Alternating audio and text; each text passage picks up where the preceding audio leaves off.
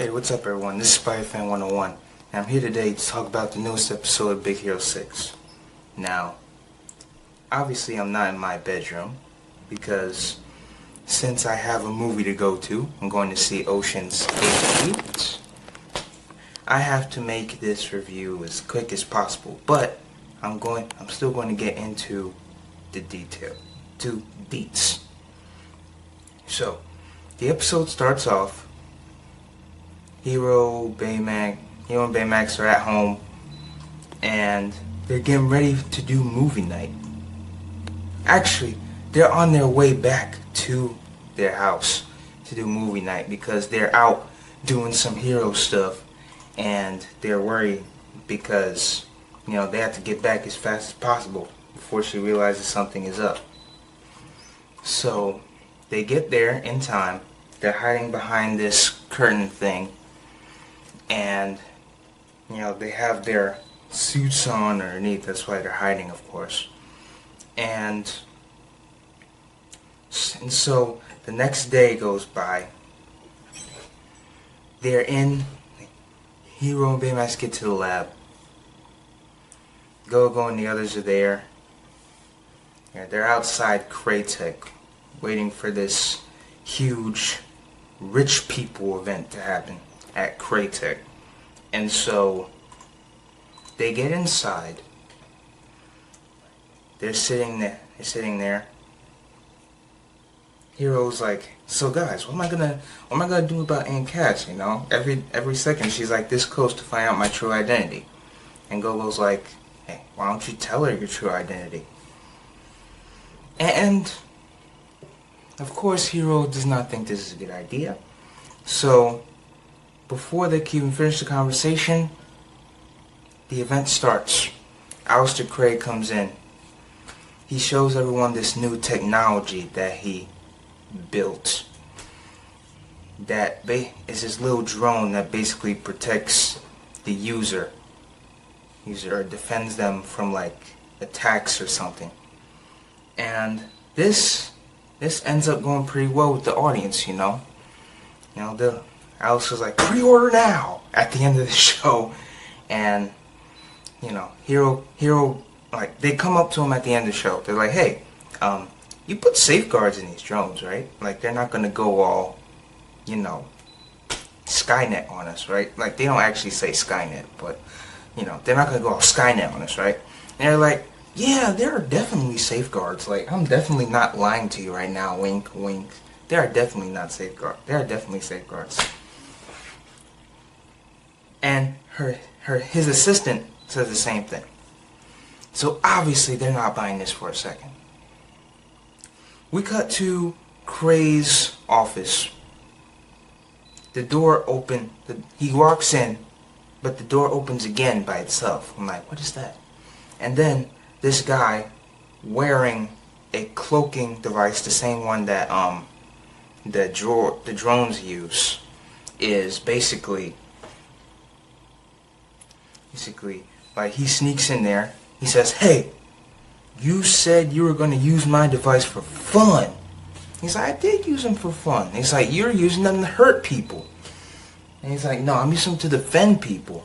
And then he's like I demand to get my invention planes back. And then Aleister takes them, puts them in this secret cabinet, and has the drones take them out of his room, his office. And so once that happens, we that they go back to we cut back to the lab, and we see that they're all talking about Hero's identity crisis or identity situation. And he's like, maybe if we get Aunt Cass a date, then that'll solve my problems. And then Gogo says that he should leave himself out of her personal life. And so, out of nowhere, Aleister Crane shows up to the lab. And he's like, okay, I lied to you guys. There are no safeguards. So, you need to make it so that there are safeguards in here. I'm going to give you this. You need to make it so that there are safeguards. Then he's like, and Hero's like, what's in it for us? Then Aleister Crey says something really, really gangster.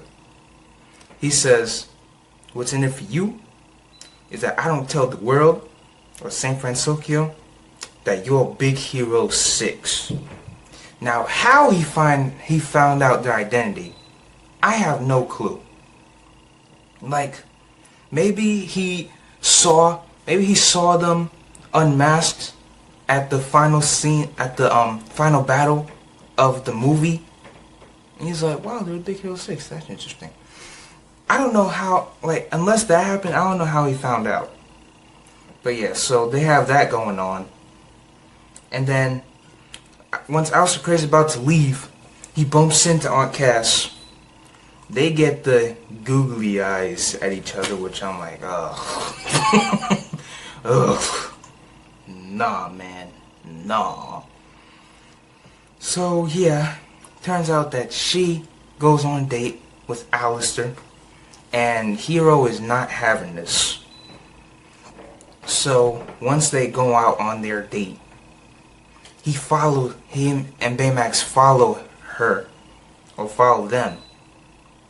Baymax calls a diversion so that Hero could get in, and he's holding up this garbage bag. He's like, garbage bag in front of the chef, which ultimately gives Hero the opportunity to get inside. And so they're making like Aleister and Aunt Cass are making like these origami out of money. I'm just like, ugh. And so Hero's like sneaking around. He's going under these trays. And this waiter's about to come up with this like spaghetti platter. Hero trips him, and the spaghetti gets all over Aleister. And Aleister get mad. He's about to punch the waiter. Like, it looks like he's about to punch the waiter. But he looks at Aunt Cass, he's like, you know what? I'm definitely not gonna fire you right now. As a matter of fact, thank you for this. I needed to put on some new clothes. Here, have $20. And so he goes to the bathroom to change his stuff. And then the guy we saw earlier with the invisible cloak thing comes in. He basically traps him in the bathroom and disguises himself as him. And so him and Aunt Cass go back to Crytek. And while this is happening, we cut back to the lab. Wasabi, Fred, Go-Go, Honey Lemon, they're all testing on this bot, this drone.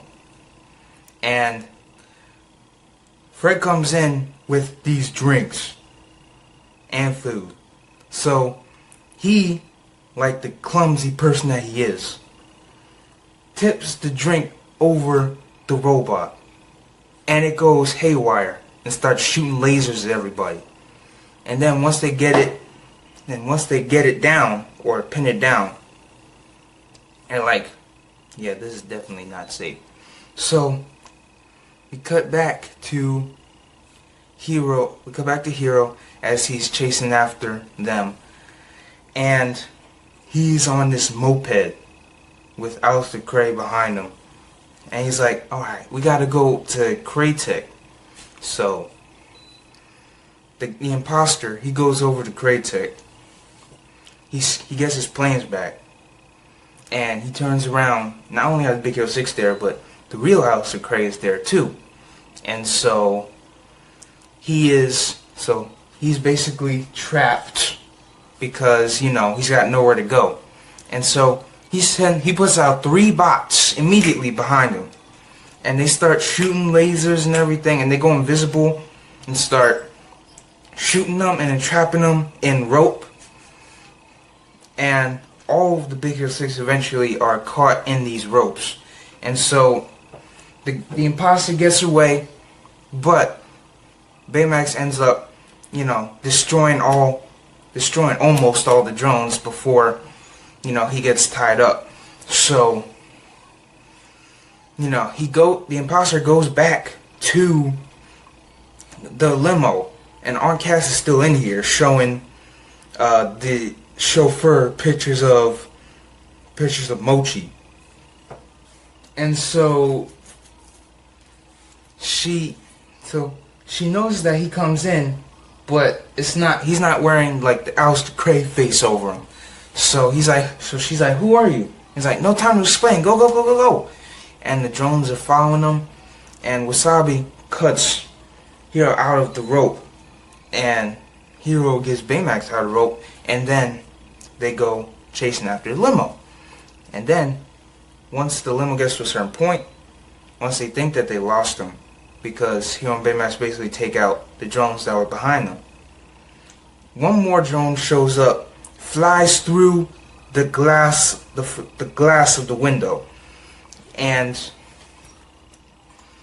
they've already gotten out of the limo at this point. They're running, and Baymax's fist, and once they think they're about to, bite the dust because of this drone in front of them, Baymax's fist comes out of nowhere. Baymax's rocket fist comes out of nowhere and destroys it. And so, the end of the episode, the guy gets arrested, and Aleister sues him. And thank goodness Aleister Crowley and Aunt Cass did not get together, because I would just be like, ugh, the entire time. That ship is, I think, worse than the Raylo ship. Like, it's horrible. And the episode ends with Hiro and Baymax in Hiro's room. Hiro has the rocket fist in his hand, and Aunt Cass is basically fixing something outside the restaurant or the house, and he throws it away because he doesn't want her to see it. Rocket fist goes and flies into the roof, and that's where the episode ends. Honestly, I really like this episode. I think it's a step up. Like, the entire season so far has been great, but this episode is definitely one of my favorites, and I'm gonna give it a 9.5 out of 10 because I really like this episode. I think it's definitely one of their best episodes out of the many that are great. So, let me know in the comments down below what you think. Peace.